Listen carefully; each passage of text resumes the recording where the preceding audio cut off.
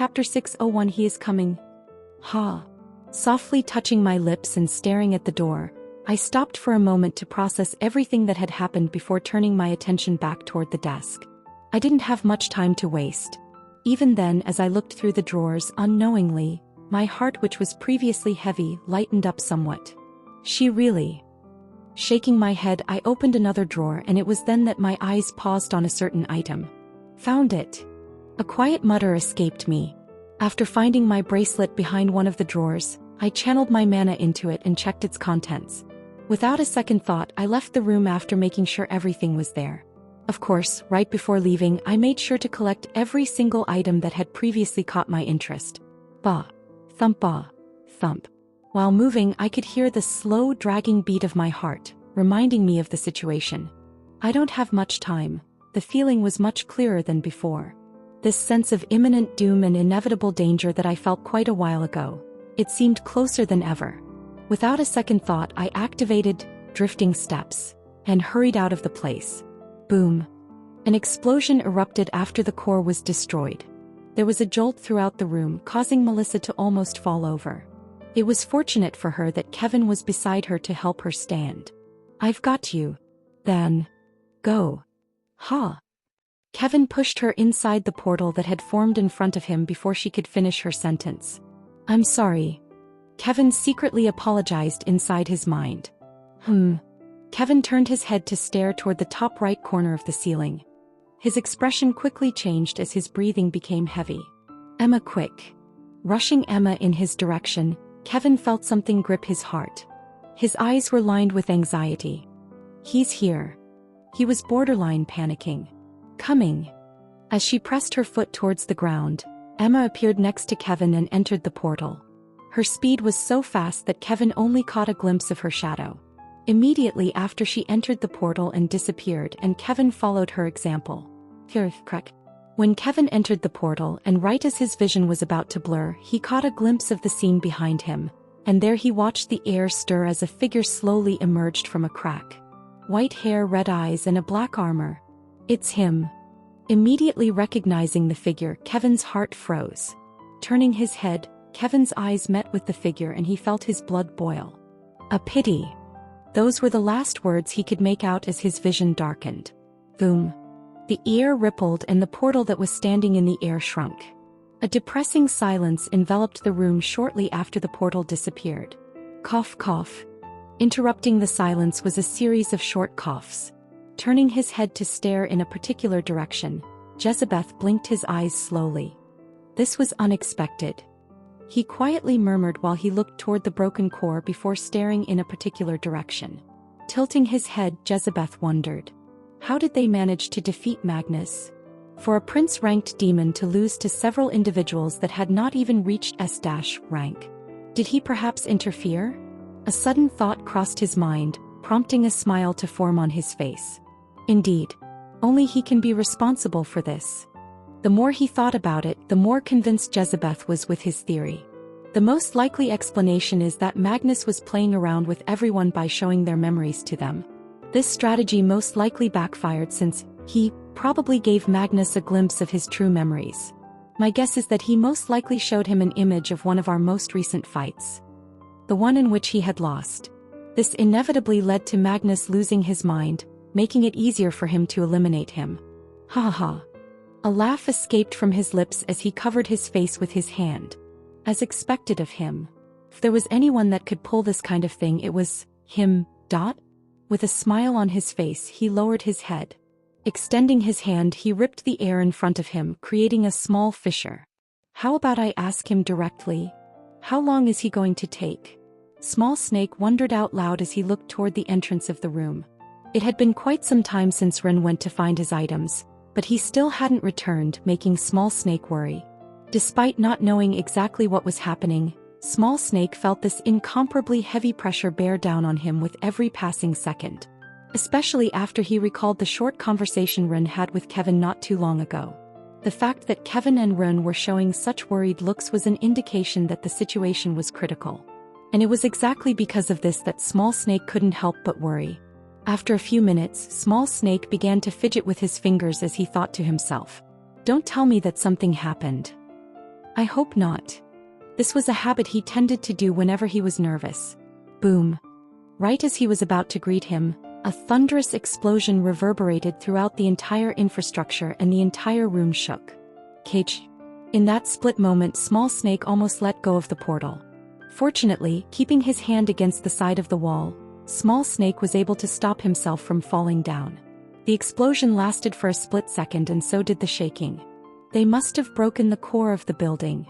Understanding what had happened, the sense of urgency that Small Snake previously felt became even more prominent as he felt the back of his hair stand.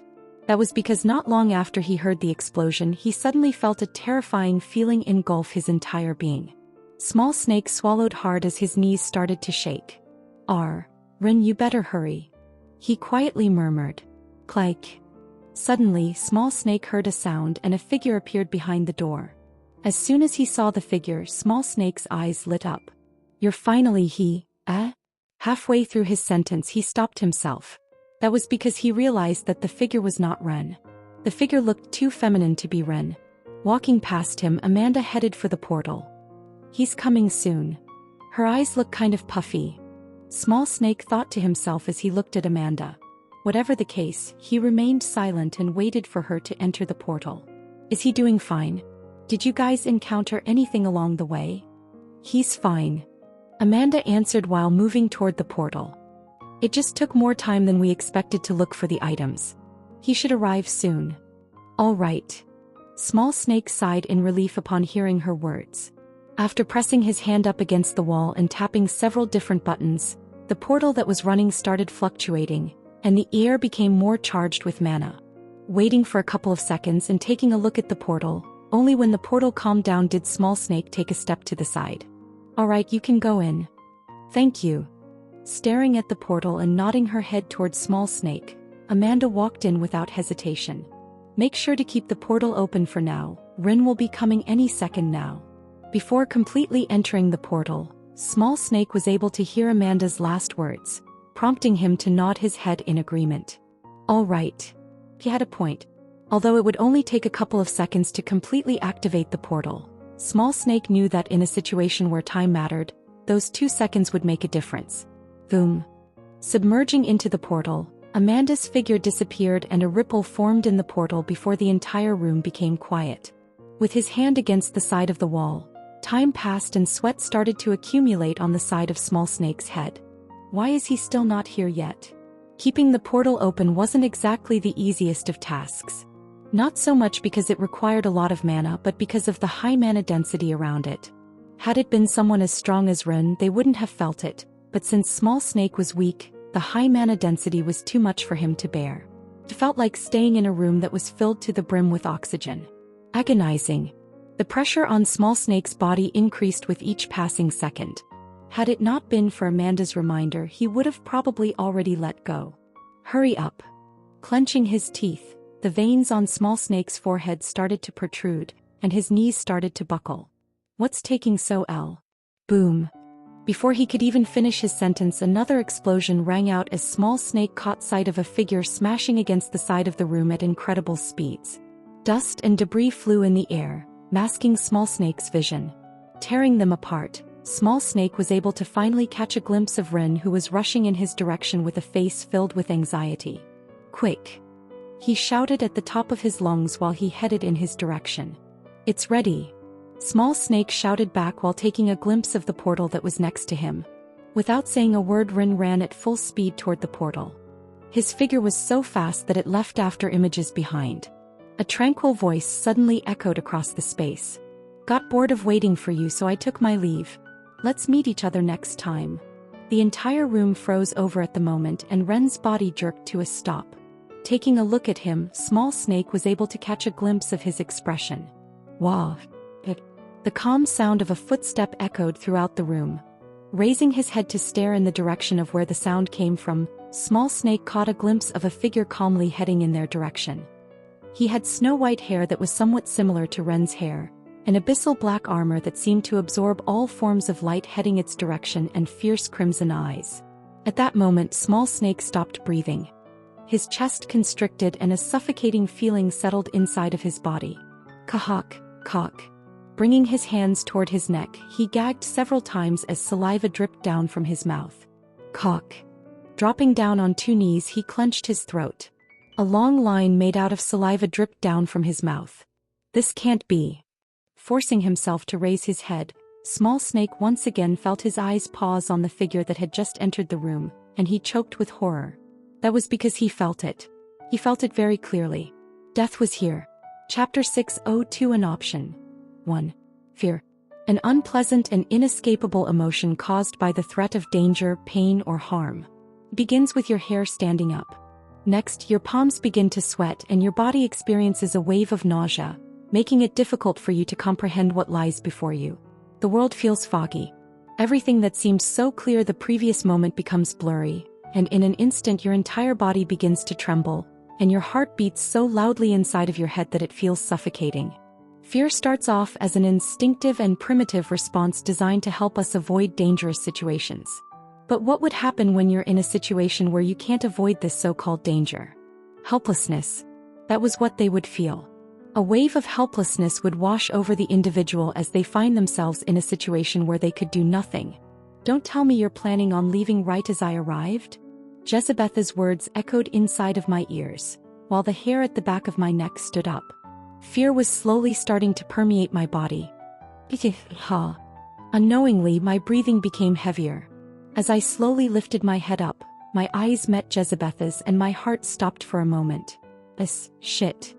I was overcome with a wave of helplessness as his presence completely enveloped my body, stopping me from moving at all. In the midst of my struggle, Jezebeth frowned. Coming a little closer to me, he tilted his head a little. You. He pointed his slender finger in my direction, as his glaring red eyes scrutinized my body up and down. My body felt completely naked as his eyes scanned it. It was as if he knew every secret inside my body. Gradually, as he continued to stare at me, his eyes dropped and his head shook. You're not him again. There were hints of disappointment in his voice as he turned his head to look away from me. Right as he turned, I was able to hear his soft whisper. He would never make such an expression. Taking a step away from me, he looked around the room and continued to whisper to himself. This is strange. I'm sure I detected his presence before coming here. I don't think I'm wrong. For the next couple of seconds, he didn't say anything and just quietly walked around the room with a pensive look on his face. Coming to a sudden stop, he turned around to look at me. Once again scanning my body, his brows jumped and a thin smile formed on his face. I see. Taking a step closer to me, it didn't take long for him to arrive before me. Extending his hand, my vision darkened as his plan covered my face. I tried with all my might, staring at the hand that was snatching at my face, but it was all in vain. He stopped me without any effort on his part. Don't move. I'm trying to check something. His voice loudly echoed inside of my ears. As soon as his words vanished, I experienced an electric shock throughout my body. My body began to tense up in response to what he did and my eyes rolled to the back of my head. I wanted to scream, but it was all futile effort on my end as my mouth was sealed shut. No matter how much I struggled, I couldn't say anything. The only thing that came out of my mouth were low muffled shouts. It makes sense now. Taking his hand away from my head, Jezebeth once again turned away from me. He had a satisfied look on his face. It's just like I predicted. You were the ones that resulted in Magnus' death, and it doesn't look like an accident either. As expected of you. Turning his body around, our eyes met. This time his smile faded a little. You must be his fake copy, right? I felt the restriction in my mouth stop once he said these words, but I didn't say anything and remained quiet. Slowly I began to calm down. Oh. Jezebeth's brow raised at the sudden turn of events. In a way, you're not that different from him. You can say that you bear striking resemblances to this demeanor at times. Even then. Jezebeth shook his head and slowly lifted his head. His face slowly turned rigid. You've already served your purpose. How about you disappear and let the real you take over? I have no interest in playing around with a fake. Although he spoke in a gentle manner, every word he spoke thundered in my head. I experienced a sense of helplessness as a result. Even though it pained me to be reminded that I was a fraud, I was gradually accepting this fact. The fact that I was just a replacement. I replied with a slow head shake. I'm good. You're good. Jezebeth mumbled while he looked at me with a strange look on his face. Ha! Covering his face with his hand, he let out one single burst of dry laugh. The laugh didn't last for long as his complexion crumbled and his voice became deep. You actually think you have an option? His crimson eyes flashed with a scarlet color that totally enveloped the room as he snapped his head to gaze at me, and a dreadful pressure descended upon the space. Kirk. I instantly dropped on both knees to the ground.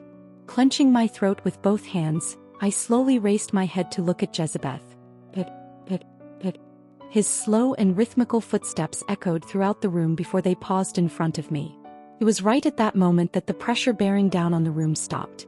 Quack. Immediately after the pressure disappeared, my body reflexively gagged and a wave of vertigo hit me. With both hands on the ground, I began to heavily gasp for air while a single string of saliva dripped to the ground. My bad. Right then I heard Jezebeth's voice echo beside my ear. I almost forgot about how pathetically weak you are at the moment. For a moment I thought that you were going to die. Then, sitting cross-legged on the ground, Jezebeth placed both of his hands on the ends of his knees. How about we have a talk?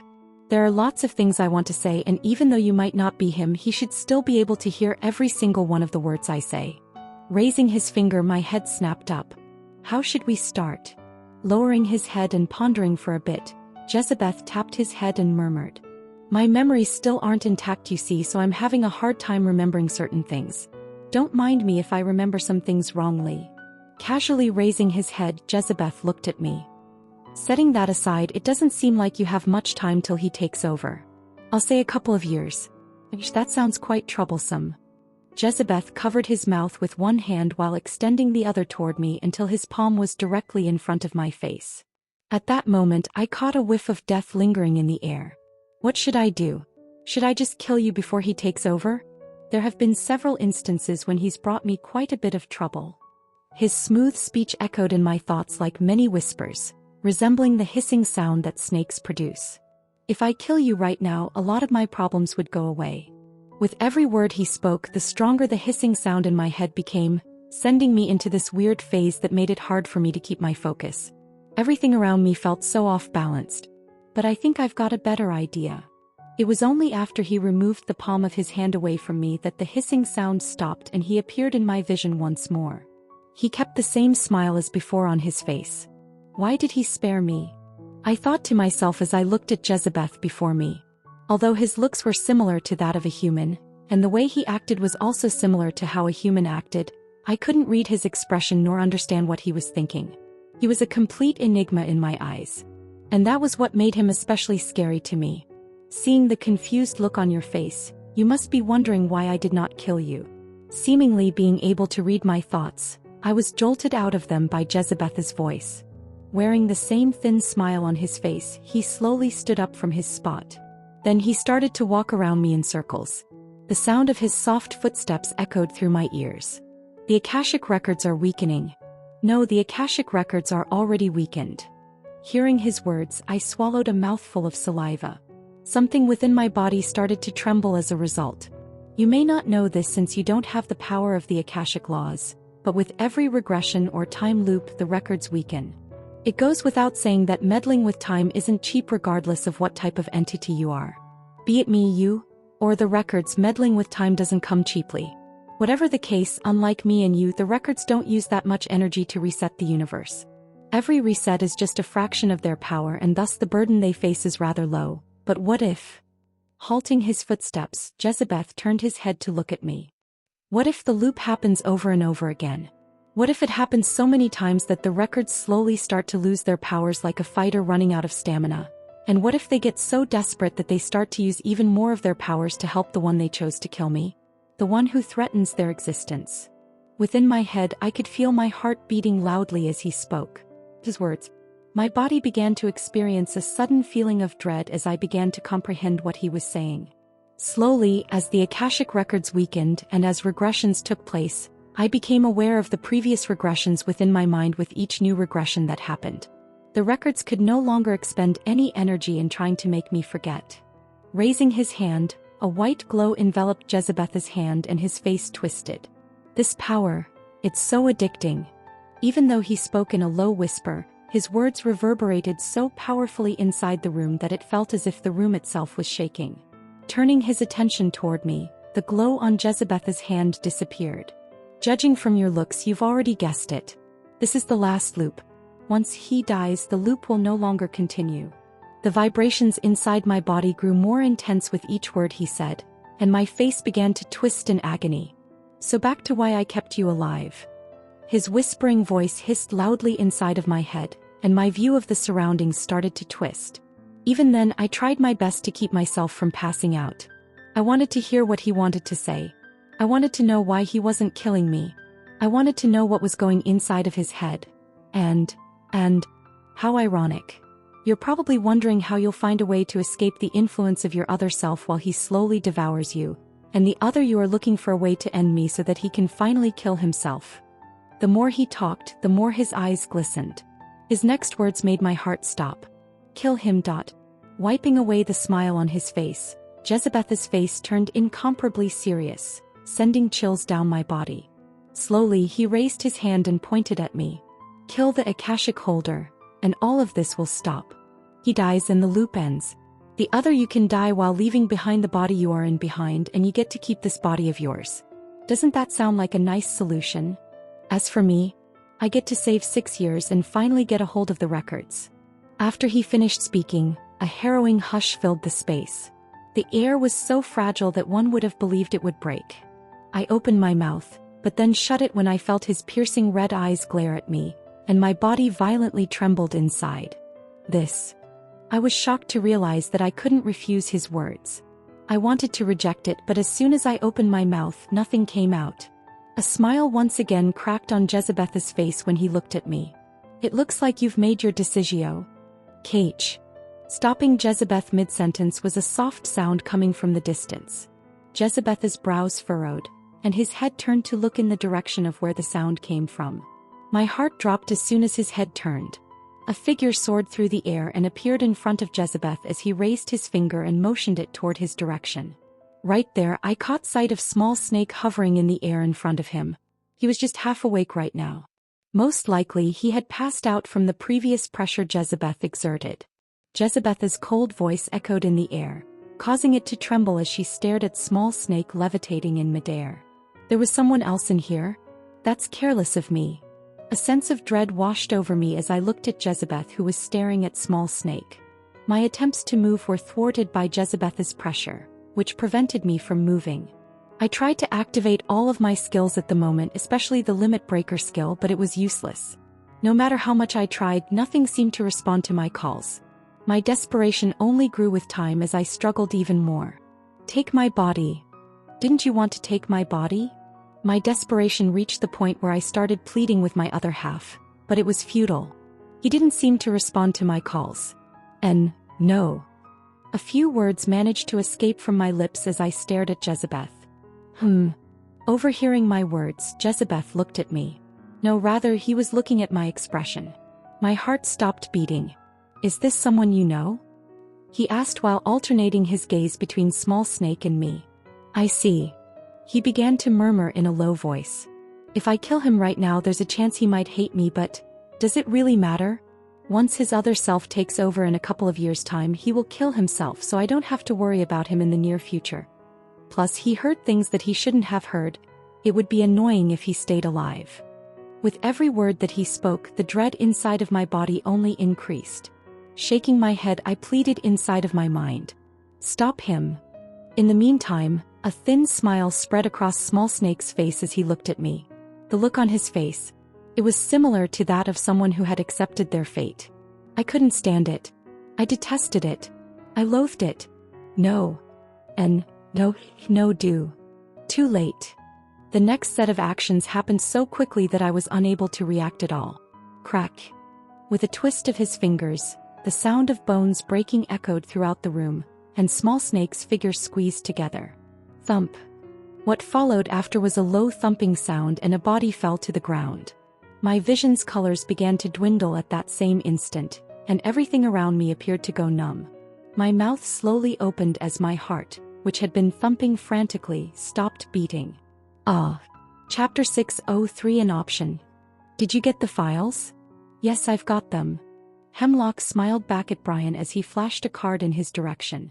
The card was in fact a small USB stick in disguise. Excellent.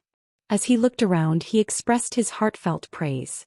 Observing the surroundings, his eyes were filled with vigilance and alertness. It would be a bit troublesome if the others caught us. Not that it would be any problem for me, but I don't necessarily want the others to know of me yet. He murmured in a low voice. Catching his whisper, Small Snake asked, "Did you say something?" "No." Hemlock shook his head while he continued to look around. As of now, they were in a nice lobby filled with a lot of people who were walking around, each of whom was wearing a nice suit with hair that was neatly combed. In order to blend with them, Brian and Hemlock were also wearing similar attires, but Hemlock's looks were too much of a problem as they attracted everyone's attention wherever he went. "Let's leave for now." Hemlock rose from the sofa and headed toward the elevator, much to Brian's confusion. "Why are we leaving right now? Don't we have to hand this USB stick?" "Not yet." Hemlock pressed the elevator button and a small circular yellow light flashed around the button. Turning around, he looked at Brian. "Brian, don't say anything for now. Let's find a quieter spot so I can talk to you." "Okay." Though confused, Brian nodded his head. Though the situation looked sketchy, he trusted Hemlock and followed his instructions. It showed how much he trusted him. "I knew you would understand." Hemlock quietly murmured with a smile. Ding. With a low chime, the elevator door slowly opened and he took a step in. Brian followed him from behind. After that, the elevator doors slowly began to close. "So, what did you want to say to me?" Taking Hemlock's gaze, Brian looked down at his glass cup filled with whiskey and ice before lowering it. As Hemlock sipped his drink, which was the same as Brian's, he slowly put it on the wooden counter before him. A tranquil atmosphere permeated the area they were in as dim light covered the area they were in. "Brian," he muttered in a low tone while shaking the glass in his hand. "Yes." Tilting his head a little, Brian was taken aback by his behavior. Is there something wrong with him? His current state? How could Brian explain it? He seemed different from the usual person he knew. "Did something happen, Hemlock?" he asked, his voice tinged with a little worry. Turning his head to stare at him, Hemlock smiled. "No." He then shook his head and grabbed the drink from the top with all 4 fingers. Twirling it around, he quietly mumbled, "Everything is just fine." "Then why do you seem so down? Is that the impression you're getting from me?" Squinting his eyes and taking note of his expression, Brian nodded his head. Yes, you do." Hemlock's smile seemed rather fake at the moment, and his expression wasn't as relaxed as it was in the past. There was definitely something up. "Doesn't seem like anything can escape from your sight. As expected of someone like you. Have a look." Hemlock tapped the air until a sheet of paper appeared in front of him, which he then slid across the table. "What's this?" Curious, Brian grabbed the piece of paper. What is he trying to show me? Brian thought to himself. The way Hemlock was behaving seemed a little too strange for him. "Well, whatever, let me see what's on this paper." Shrugging his shoulders, he looked through the paper. A strange sound escaped from his mouth as he looked at the first sentence. A loud pounding sound erupted from nowhere as Small Snake felt it powerfully ring inside of his head. "Wah, what's this?" Gradually, his hands began to shake and his face began to crumble as he continued to read the page. Then, after reading for the next couple of seconds, Brian's neck robotically twisted to look at Hemlock, who was facing him with an expressionless look on his face. "It can't be right?" At this very moment, Hemlock, whom Brian thought of as a very close friend and his only friend, started to look foreign to him. From his smile to his expression and aura, he no longer looked like the same person Brian knew. "What's with that look?" Jolting Brian out of his thoughts was his voice. Out of reflex, Brian dropped the paper in his hand and he moved back a little. "Why, you..."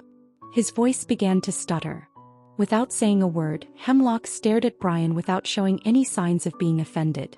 It was only after he realized that Brian couldn't say anything that he started to speak. "Brian." He first started off by calling out his name. As a result of his words, Brian stopped stuttering and proceeded to stare at him. The expression on his face was completely pale. Shaking the glass in his hand, Hemlock looked toward the front. "Remember the conversation we had not too long ago in this very bar?" Brian immediately shook his head. With a tilt of his head, Hemlock responded. I guess it makes sense for you to not remember in a way. You were pretty drunk that day. Taking a sip of the drink in his hand, Hemlock smacked his lips and raised his head to stare at the dim lights coming from above. There is no escaping the fact that mankind is on the verge of extinction. We are fated to go extinct, and that's the truth. No matter how hard we try, we will never succeed in winning this war. It's impossible. It's futile. It's suicide. Listening to Hemlock's words, Brian swallowed a mouthful of saliva. His emotions were running wild inside of his body. His surroundings felt numb, and Hemlock, whom he considered very important, suddenly seemed like a total stranger to him. It's all because of this paper. Taking a glimpse of the paper from beside him, Brian's body shook. Why? This is for your own good, Brian. I'm doing this to keep you from going extinct like all the other people of this world once he arrives. It's only natural that you're confused about why I suddenly assigned you a demon contract. But trust me, I'm doing this to help you. Leaning his body forward a bit, Hemlock brought the paper to Brian's face. Brian, you have a very high level of skill. Initially, I didn't think too much of you, but after working with you for the amount of time that we have, I realized that you are the one.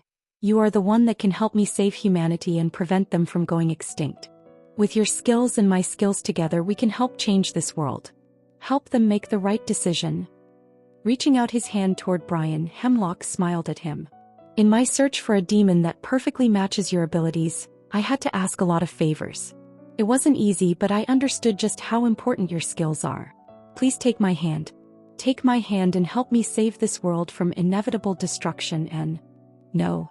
Brian pushed the hand away before Hemlock could finish his sentence.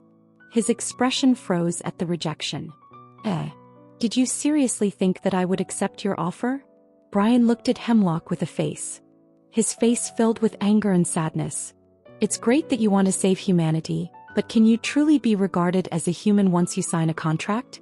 Don't you lose sight of yourself when you're overwhelmed by all of your emotions, which become more prominent as a result of your signature?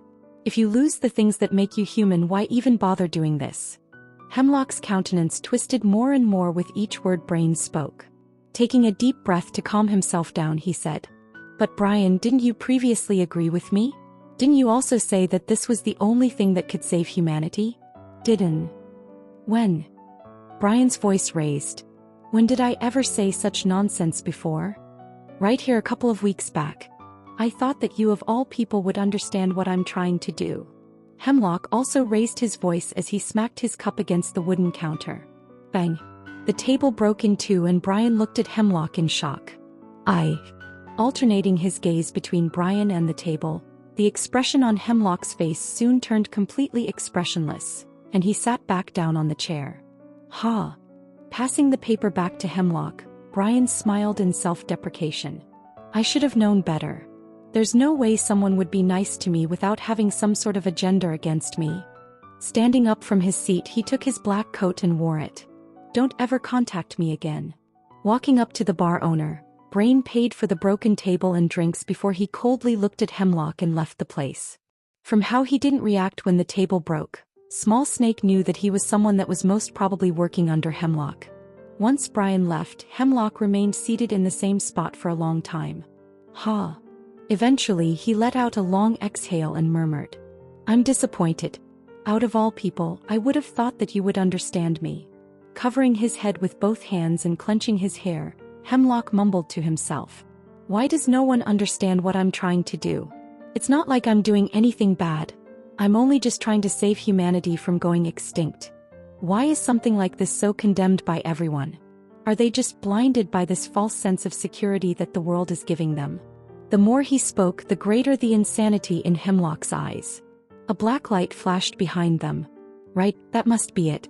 The only reason why people aren't agreeing with me is because they are too distracted with this false sense of security that is masking the real danger that is about to approach.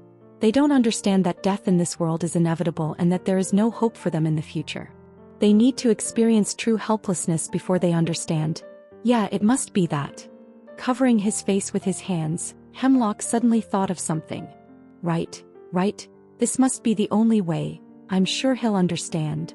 Dropping the drink on the ground, Hemlock's figure disappeared from the spot. While gazing into the window on her right, A lady sat up straight on the bed and cut some apples. She had a rather peaceful look on her face. I hope Brian is doing well. He hasn't paid a visit in quite a while. She pouted a little when she murmured those words. Usually Brian would visit her every day. There were times when he would not come, but he would never leave for as long as he did. Is it because I'm feeling better now? Does he think it's no longer worthwhile to visit me now that I'm feeling better? The more she thought about it, the angrier she became. What an unfilial child. That's not the case, ma'am. A voice suddenly echoed amidst her thoughts. Ah. Laurenta, Brian's mother, screamed out in shock when she heard a voice coming from behind her. She was so startled that some of the apples fell on the bedsheets. It wasn't until she saw who the individual was that she finally calmed down. She glared in his direction. Hemlock, why must you scare me like that? I apologize. Hemlock lowered his head in apology. I didn't mean to startle you like that. Ha. Covering her chest with her hand, Laurenta waved her hand. Then, putting on a smile on her face, she grabbed an apple and handed it to Hemlock. Ads by Pub Future. Care for an apple? I've been spending my time cutting them all day waiting for Brian to arrive. No thank you. Moving toward her direction a little, Hemlock suddenly pressed his hand against her mouth and nose and applied pressure. Her eyes opened up in shock. See. Hushing her, Hemlock brought his body closer to her ear and whispered. Although his expression looked calm, there was a faint tremble in his hand. Don't think badly of me. I'm doing this for Brian. I'm doing this for him. Laurenta's eyes slowly started to close as she appeared to be able to understand his remarks. She may have wanted to say something, but it wasn't as if Hemlock would give her a chance to. Just as her eyes fully closed, a small tear fell down the side of her cheek. So her breathing stopped and so did her heart. Taking his hand away from her mouth, Hemlock jumped back and gasped heavily for breath. With sweat dripping down the side of his face, he looked at Laurenta. Then, lowering his head to stare at his hands which were shaking, he mumbled to himself. I had to do it. It was the only way, it was the only way to make him understand. Chapter 604 and Option 3. Jezebeth scowled as he fixed his gaze on Ren, who appeared to have lost his soul. Is this really how he used to be? Overlapping his image with the image of the man he knew, Jezebeth only felt disgust. To think that the death of someone so insignificant was all it took to reduce you into this state. In reality, it most likely wasn't just that. He was currently in this mental condition as a result of discovering the genuine facts about his existence and the death of one of his comrades. The man he knew was someone that closely resembled him. Someone that would do anything to achieve his goals. It was exactly because he was like this that Jezebeth liked him. Unfortunately, this version of him that was before him was a far cry from the figure he remembered. In any case, this didn't concern Jezebeth. Should I just kill him? In that split moment, he had the sudden urge to end him right here and there. In the first place, the only reason he was keeping him alive was to save himself some trouble as well as time, but it wasn't really necessary. He had already won. All he needed to do was just wait 6 years and the Akashic records would be his. Just 6 years.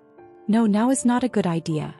It took quite a bit of willpower to stop himself from killing him. Calming himself down, Jezebeth suddenly noticed that Rin was now glaring in his direction. A powerful and chilling pressure started to expand from out of his body, one that even made Jezebeth's spine tingle. Oh. His head tilted a little as the edges of his lips curled a little. Someone looks a little displeased. A little would be an exaggeration. Currently, it looked as though wanted to eat him alive. That look, it was not bad. Too bad now is not the right time. Jezebeth thought while he shook his head. Focusing his attention toward the portal in the distance, he motioned in the air with his fingers and Ren's figure slowly floated in the air. The previous pressure that was coming out from his body disappeared just like that. The current Ren was nothing but a bug in his eyes. Regrettably, I don't have time to entertain your rage.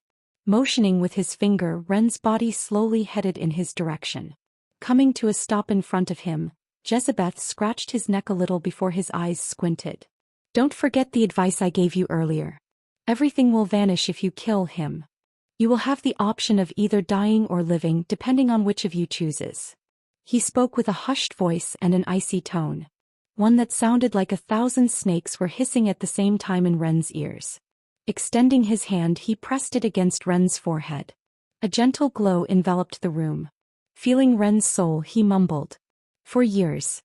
Removing the palm of his hand away from Ren, Jezebeth took a step back. Then, staring straight into Ren's eyes, he began to mutter, "That's how long it will take for your other self to completely fuse with your current self. If by that time the current you has still not killed the Akashic holder, the other part of you will take over and end both of your existences." A ripple spread over the vicinity as Jezebeth extended his hand and tapped Ren's forehead with his finger. After that, a black tattoo resembling a crown began to form on Ren's wrist. His face twisted in pain, but no sound escaped from his mouth as Jezebeth kept it sealed shut. "I've injected a small quantity of my blood into your bloodstream just in case in 4 years, something does occur and he refuses to take control of your body or you two come to an agreement. When 4 years have gone and you haven't passed away, the curse I set in you will automatically come to fruition, and you will pass away in an instant." Jezebeth wasn't someone that believed all his plans would work. Just because he was setting Ren free, he understood just how much of a potential problem he could pose to him in the future. If his plan didn't work out, then he would always have a couple of backup plans. It was in his nature to be that cautious. Nothing could stop him from achieving his goals. "It's time for us to part. Don't forget about what we've talked about." With a contented smile on his face, Jezebeth patted Ren on the cheek as Ren's body floated slowly towards the direction of the portal in the distance. Throughout the entire time, the only thing he could do was glare in his direction with an undisguisable hatred. Jezebeth merely smiled when he saw his glare. "Time is ticking and you don't have much time left. Whether you live or die, all will depend on your next course of actions." Pressing his palm forward, Ren's body shot toward the portal that was already set up. After that, his body completely disappeared. The last thing that Jezebeth saw was his terrifying glare that was filled with bloodlust. After that, a deep silence enveloped the room. It was only after a couple of seconds passed that the silence was broken. Should I have just killed him? Once again, Jezebeth started to have second thoughts. Thinking back at the glare, Jezebeth had an unsettling feeling. He was starting to doubt himself a little. I mean, how could he not? He knew just how powerful Ren was. He was someone who could stand on an equal level with him. There was no way he would treat him the same as the others. If I stop to think about it, my strategy ought to be foolproof. If he rejects my offer, he will seize control and commit suicide in 4 years. If, however, he does not commit suicide, the curse I cast upon him should finish the job for me. Additionally, as the Akashic holder is the only person capable of killing me, there is no need to worry about him harming me in any way after he kills the Akashic holder. The truth is that I have one. Everything should be within my grasp, yet, why do I still feel so uneasy? This feeling. Jezebeth clenched his fists together. I don't like this. It was anything but pleasant for Jezebeth. For someone of his caliber to feel this type of emotion, it felt nothing short of irritating.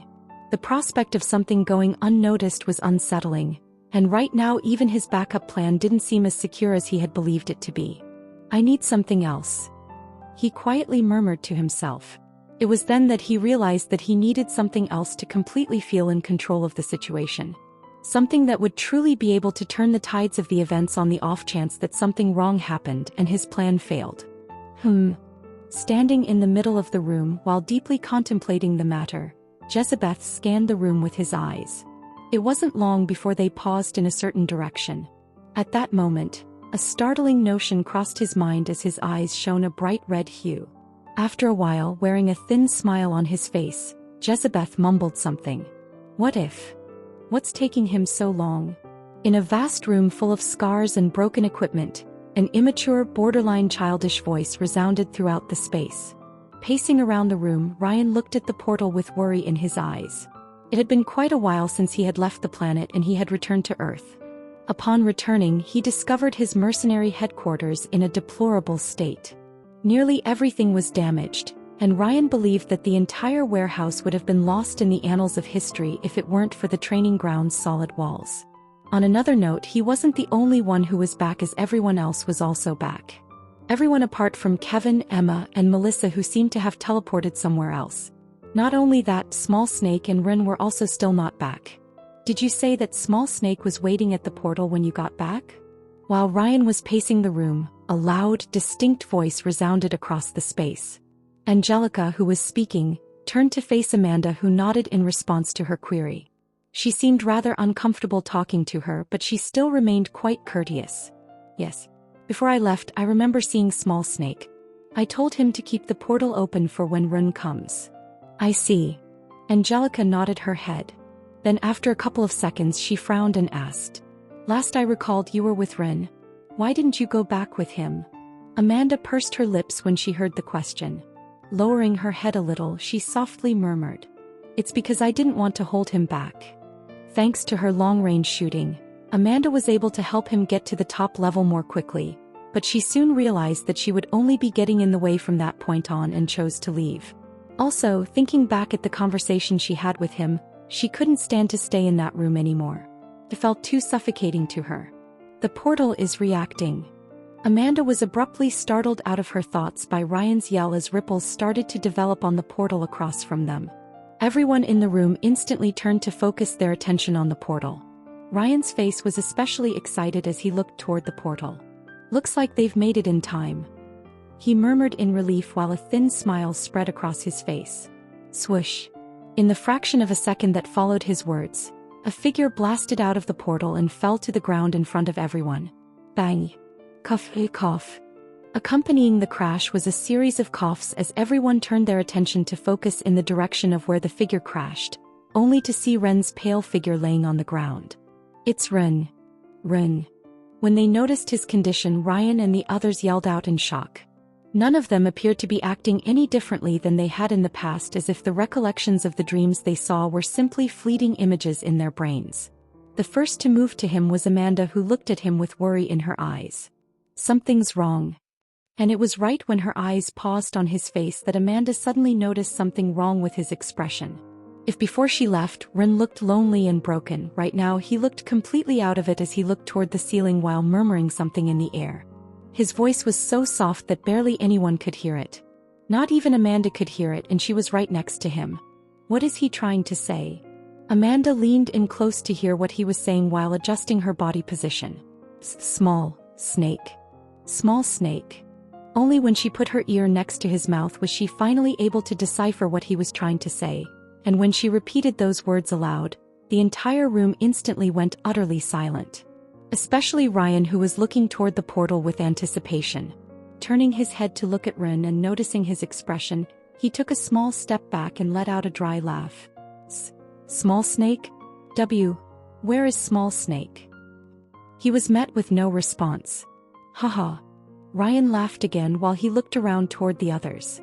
Snapping his head around, he looked around the room. Ads by Pub Future. Surely this is a joke.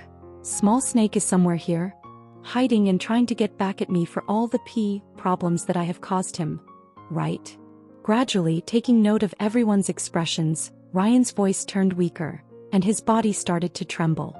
Moving toward where Ren was, he fell on both knees and grabbed him by the shirt. Lifting his head up, Ryan's voice raised. Ren, please tell me this is a joke. It has to be a joke.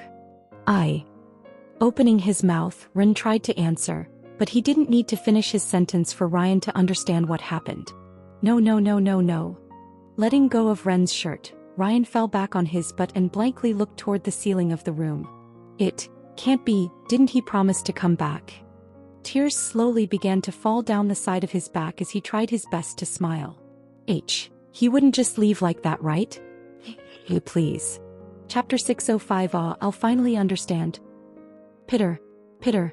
The muffled sound of rain hitting against the window beside me woke me up. I groggily opened my eyes and glanced toward the window, where I was greeted by a gloomy scene. It was a dark and dreary sight, typical of any rainy day. Perfectly synchronized with my mood. You have 37 missed calls.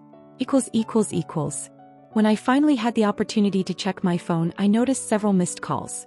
They seemed to come from my parents, Amanda, Kevin, and the others. I ultimately didn't answer them back and just shut off my phone.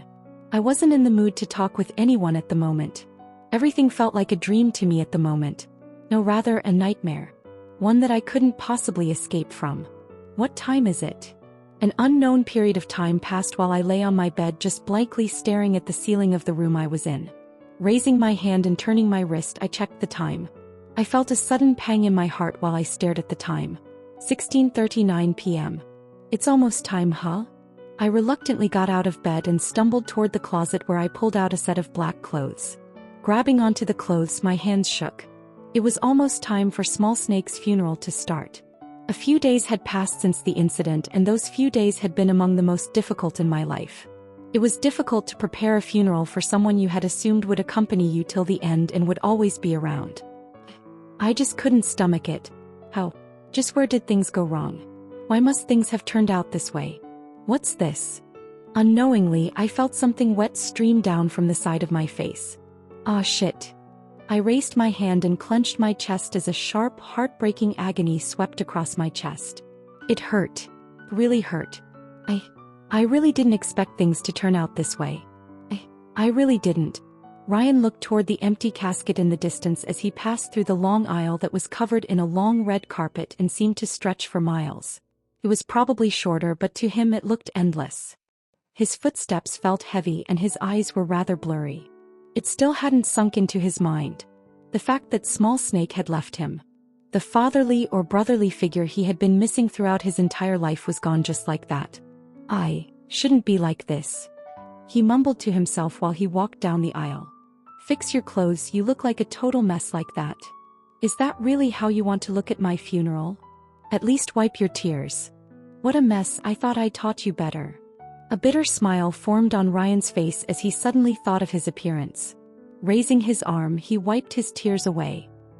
He would probably nag me if he saw me in this state. A hollow laugh escaped from his lips. Moving toward the empty casket, another wave of sadness swept past Ryan, who felt something grip his chest. Once again he felt the corner of his eyes tear up, but as he thought of Small Snake he stopped himself. I mustn't show him that I'm crying. He may not have been here, but to Ryan he was here. He was always here. Staring at the casket for a couple of good minutes, Ryan lowered his head. He then made his way to a seat and sat down. The entire chapel was filled with familiar figures. Angelica, who was currently disguised as a cat, Ava, Hein, Leopold, Kevin, Amanda, Emma. All of Ren's friends and people that were previously on the other planet. All of them were mourning Small Snake's death. But there was only one person missing. Where is he? Looking around, Ryan tried to look for Ren. It didn't take long for him to spot his parents, whom he had met once with Small Snake. They were here, yet Ren wasn't. Everyone was here apart from him. Why?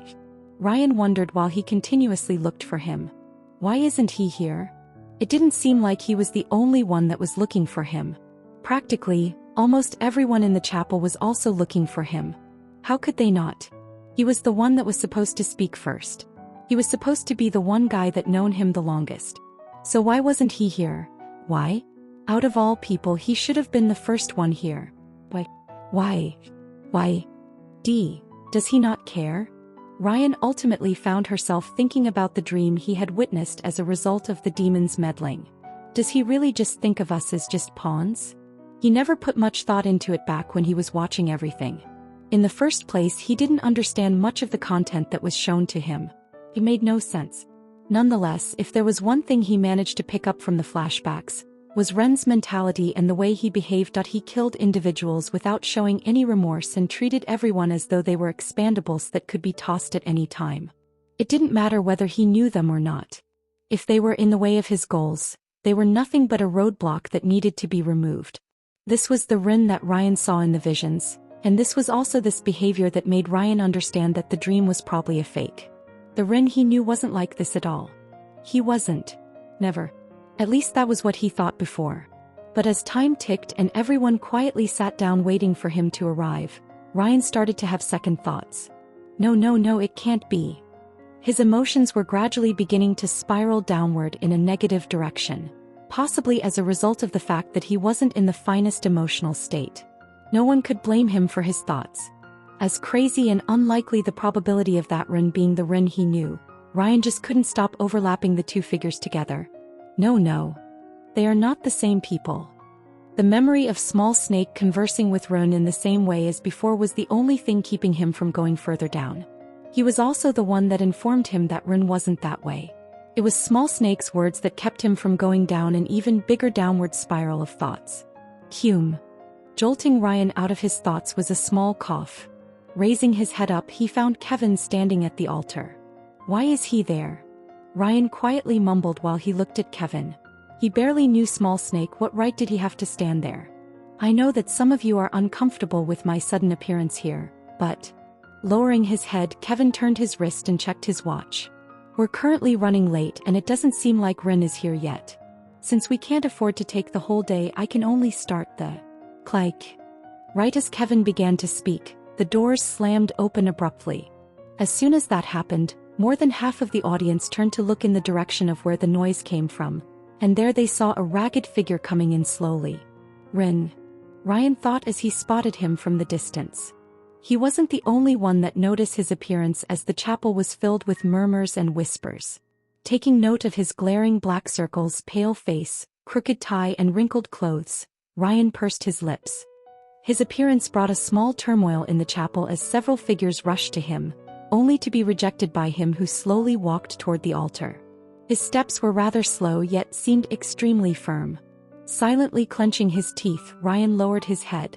He felt a deep sense of shame rise from deep within his chest. Right, it was stupid of me to think like that. Small Snake's death probably hit Rin the hardest. He previously thought that he should have been the one who was supposed to be the saddest about his apparent death. But staring at Rin, who had trouble walking, Ryan realized how immature his thinking was. In truth, he was probably jealous. To him, Small Snake was like the father he never had. He was naggy, yes, and he hated it. But... Why do I suddenly miss his nagging so much? Why? Peter. A tear fell down from the corner of his eye. Does this work? A groggy voice jolted Ryan out of his thoughts. Raising his head, he spotted Rin standing behind the podium. In his hand was a small piece of paper. Gathering the attention of everyone present, including Ryan's, he began to speak. At first, his voice seemed rather firm, but the more he spoke, the fainter his voice became. I would like to first extend my gratitude to all relatives, friends, and attendees that have come today to honor a great man, Small Sna. Ha. A hollow laugh suddenly escaped from Ren's lips. This is much harder than I thought. Crumbling the piece of paper in his hand, he leaned his body forward and looked at everyone present. His sudden actions startled some of the people present. Do you guys want to know something funny? Regardless, he didn't seem to care as he continued. I've known Small Snake for about 4 to 5 years. He's probably the first friend I've ever made in this world. He was also a person that I liked to joke around with. Thinking back, I was probably really harsh on him. My jokes were extremely nasty. Back then, I didn't think too much of them. In the first place, I never thought that he would die. Just casual banter. I was probably really arrogant. But that's not the funny part. Turning his head to look at Small Snake's image, Rin drummed his fingers on the image. Small Snake, Small Snake, Small Snake. He mumbled his name repeatedly. Covering his face with his hand, Ren's voice suddenly trembled. He seemed to be struggling with his words. The really funny thing about all of this is that I still don't know his name. From the first that I met him, I never once asked him for his name and just called him Small Snake. Haha. He let out another laugh. Pathetic, isn't it? His hands started to shake while the entire chapel was enveloped in silence. His words deeply resonated with the hearts of some of the people attending. This isn't all. As a leader, Small Snake's death can only be attributed to my own selfishness and... Rin bit his lips. Unable to finish his sentence, Rin clenched the piece of paper in his hand even more tightly. His hands started to shake uncontrollably as his head lowered. While this was happening, no one said anything. There was a stifling silence inside the room. One that felt really suffocating. During the silence, most people had their heads lowered.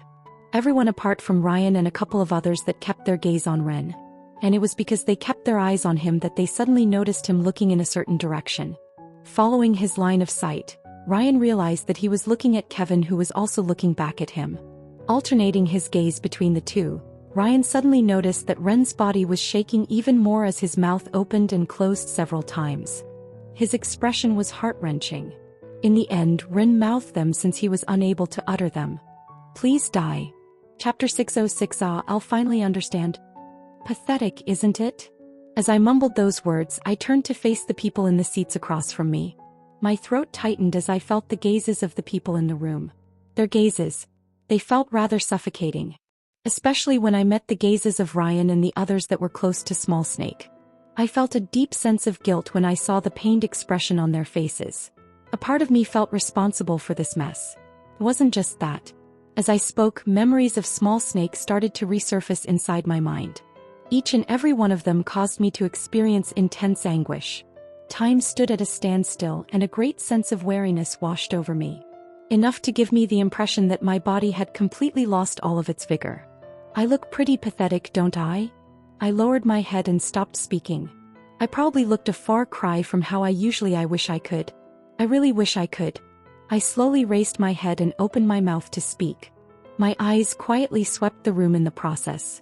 My gaze halted in a certain area just as I was about to speak. My body began to tremble. A flood of emotions burst out from deep within my body while my eyes focused on a particular person in the distance. He looked just like me. Black hair, blue eyes, and an indifferent look. It would be more appropriate to say that he was me. He was standing near the rear of the room with shackles around his hands and feet. Everything around me started to vanish at that very moment, leaving only him to fill my field of vision. Everything around me felt dark. It seemed as though the world had ended and the two of us were the only people remaining in this world. Breathing and standing got a little more difficult, which intensified the feeling of unease that I felt. All of this. Blinking once, the world around me cleared up and I found myself inside the chapel again. He was still standing there. His image continued to haunt me in my mind. All of this is his fault. Couldn't help it. Never did I expect a loss to impact me so much. Unlike the other me, I still had emotions and they weren't something I could just turn off with the flip of a switch. I wish I could. I really wish I could. I slowly raised my head and opened my mouth to speak. My eyes quietly swept the room in the process. My gaze halted in a certain area just as I was about to speak. My body began to tremble. A flood of emotions burst out from deep within my body while my eyes focused on a particular person in the distance. He looked just like me. Black hair, blue eyes, and an indifferent look. It would be more appropriate to say that he was me. He was standing near the rear of the room with shackles around his hands and feet. Everything around me started to vanish at that very moment, leaving only him to fill my field of vision. Everything around me felt dark. It seemed as though the world had ended and the two of us were the only people remaining in this world. Breathing and standing got a little more difficult, which intensified the feeling of unease that I felt. All of this. Blinking once, the world around me cleared up and I found myself inside the chapel again. He was still standing there. His image continued to haunt me in my mind. All of this is his fault. I quietly mumbled to myself. Everything that was happening to me and Small Snake's death. It was all his fault. I was sure of it. Small Snake's death was something he had planned. At first it didn't make sense to me, but by this point I was positive. Small Snake's death was planned by him. He had planned his demise with the sole purpose of inciting animosity between Jezebeth and I. His actions didn't make sense to me, but I just knew. I knew that everything was his fault. He was cursed, yes, but so was I. He was my curse. That's why. Opening my mouth, I quietly mumbled, "Please die." The funeral lasted for over 3 hours. At that time, several individuals walked up to the podium and shared their memories of Small Snake. A large majority of the attendees didn't quite know Small Snake. They were mostly there to support those that were affected by his death. In fact, the number of people that were actually close to him didn't number more than 10. It was sad. But what was sadder was the faces of those that were mourning his loss. Watching everything unfold, Kevin understood something. He understood just how much this individual known as Small Snake meant to the people around him. Especially Rin, who seemed to be in a terrible state. But, "Please die." Catching a glimpse of his words, Kevin found himself unable to continue paying attention to the funeral. Recalling his expression as he said those words, and the direction he was looking at, Kevin felt numb. Was he talking about me? Why did Rin want him to die so badly? Actually, Kevin understood why. He just didn't want to accept it. The loops, the memories, they felt weird to Kevin. In a way, he looked like the bad guy. He was the guy that turned Rin the way that he was. But Kevin felt that something was missing. In a way, his actions made sense to him.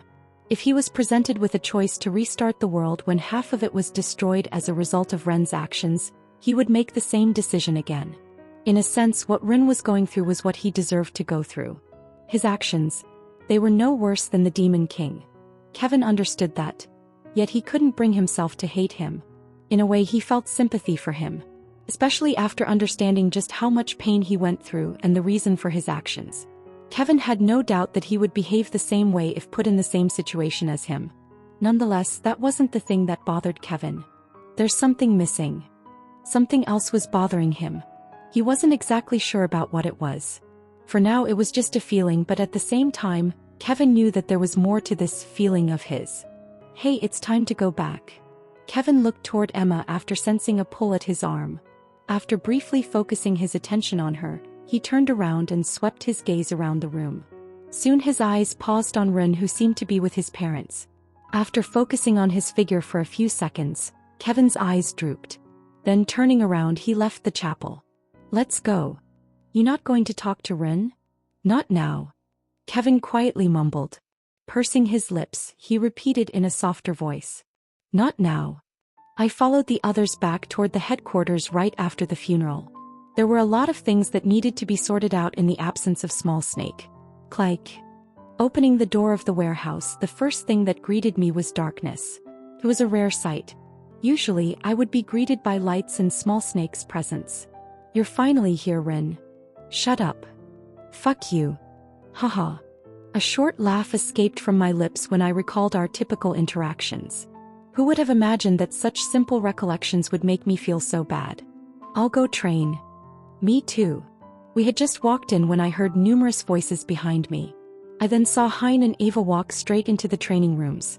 Their expressions were more restrained than before. Their appearance conveyed a strong impression of determination and resolve.